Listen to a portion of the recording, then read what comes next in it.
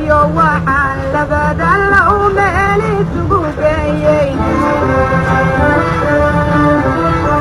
sidii argantaal qaba waxaan gocasha reemaaba. السلام عليكم ورحمة الله وبركاته. داوداشيدا قيمة قالوا ملك ستاد جوجتان كسدودا شبكة ورركا السيلة 24 عاف راح ندين هنا فالا قاران كوي إنه صدق طبعا كان نوفمبر محل عكرة مدحونه تلو موجي هايين مالينو هارسنت هاي أما لبا مالمود أفرلاتين كيسي عضوضة معارض كو قبتين محباي سكب الدلي تلو درين كان مدحونه حلي قوم واسيدي شلي معارضka Somaliland ayaa magaalada Hargeysa wuxuu ku soo bandhigay quwadiisa mucaaradnimo iyo taageerayaashiisaba saameyn weyn shay way ku yeelatay socodkii magaalada Hargeysa laakiin madaxweynaha laftiisu wali uu sheegin saameyntaasi baladiisaga waxay ka bedeshay in kaleba laakiin sida sharciyan loo doortay madaxweynaha 13 November ayay kaga eeg tahay oo ku beegan maalinta Axadda isniintana go'aanka siyaasadda Somaliland wuxuu ku xiran yahay sida mucaaradku u arko kuma xidhna sida madaxweynuhu u arko taasi waa faaladeenna iyo balqaabku madaxweynuhu xilligan dareemayo sida kale haddeen u dhigno muxaafidka Somaliland ayaa iyagu 13 November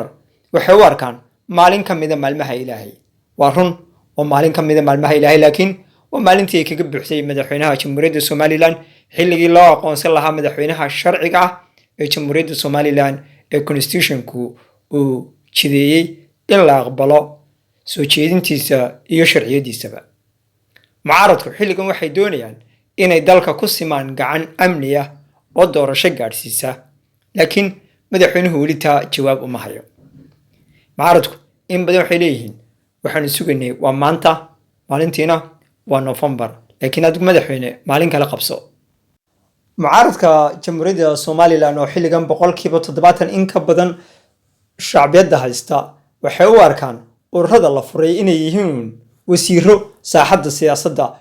magacii ku soo bedeshay oo iyaguna doonaya doorashada inay magac kale ku galaan laakiin go'aanka mucaaradku sida maaha shacabku waxay doonayaan in doorasho loo qabto dhawaaqoodii shalaytana sidaas oo ahaa 13 November haddii la gaaro madaxweynaha maxaa loogu yeeri doonaa waa su'aasha koobaad ee caawa iyo berito ay ka shaqeynayaan mucaaradka Jamhuuriyadda Somaliland madaxweynihii hore madaxweynaadkiisu dhamaaday madaxweynaha labada sanadood loo kordhiyay mise waa Muuse Biixi Cabdi oo mar labaad musharaxa xisbiga kulmiye oo dib u cusboonaysiin doona rabitaankiisa madaxweynenimo su'aasha ugu weyn caawa waxay hortaallaa madaxweynaha oo kolba eegaya saacada iyo November bal hadii sida isu waajahan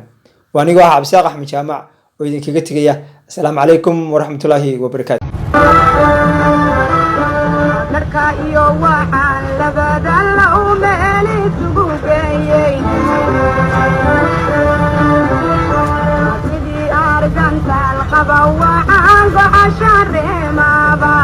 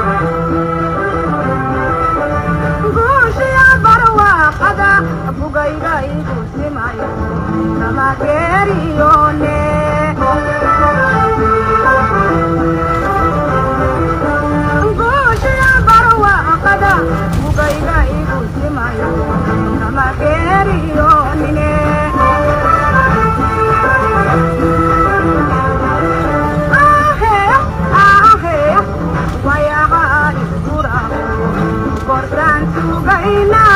la toga arai mante